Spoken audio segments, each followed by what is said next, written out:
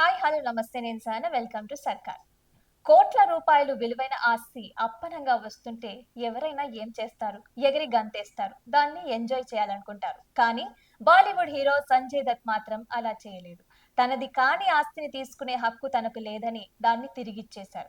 2018లో జరిగిన ఈ ఘటన గురించి తాజాగా ఇచ్చిన ఓ ఇంటర్వ్యూలో ఆయన వెల్లడించగా నెటిజన్లు ప్రశంసలతో ముంచెత్తుతున్నారు.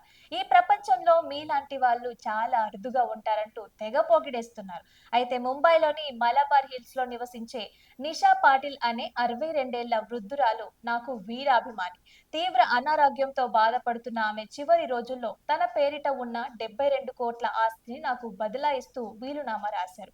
తన మరణానంతరం తన యావత్ ఆస్తి నాకు చెందాలని అందులో రాశారు. అయితే 2018 జనవరి 15న ఆమె చనిపోయిన తర్వాత కుటుంబ సభ్యులు ఆ వీలునామా గురించి తెలిసింది. అందులో ఆమె రాసినదంతా చదివి వాళ్ళు షాక్ కి గురయ్యారు. ఈ వార్త నాకు తెలిసినప్పుడు నేను చాలా ఆవేదనకి గురయ్యాను. ఆస్తులు కూడా రాసిచ్చేంతగా ఆమె అభిమానం పొందినందుకు గర్వంగా ఫీల్ అయ్యా.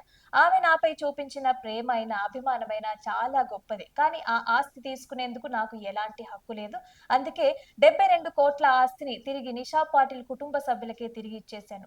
ఆ మాతృమూర్తికి ఎప్పుడూ కలవలేకపోయినా ఆమె నా మీద చూపించిన అభిమానానికి, పుత్ర వాత్సల్యానికి ఎప్పటికీ రుణపడి ఉంటానని చెప్పుకొచ్చారు సంజయ్ దత్.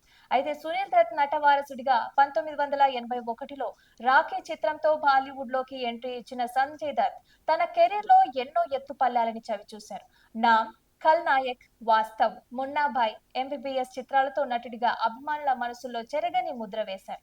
బాలీవుడ్‌లో స్టార్ హీరోగా కొనసాగుతున్న సమయంలో 1993 బొంబాయి బాంబ్ పేలుళ్ల కేసు ఆయన జీవితాన్నే మార్చేసింది. ఆ కేసులో 5 ఏళ్లు శిక్ష అనుభవించి ఆయన 2016లో విడుదలయ్యారు. ఆ తర్వాత కాస్త గ్యాప్ తీసుకున్న ఆయన మళ్ళీ సినిమాలలో బిజీ అయిపోయారు. అయితే ఇక కేజీఎఫ్ 2లో సౌత్ లోకి అడుగుపెట్టిన సంజయ్ దత్ లోకేష్ కనకరాజ్ డైరెక్షన్ లో వచ్చిన లియో కీలక పాత్ర పోషించారు. అయితే ప్రస్తుతం తెలుగులో ది రాజాసాబ్, అఖండ 2 చిత్రాల్లో నటిస్తున్నట్లుగా సమాచారం.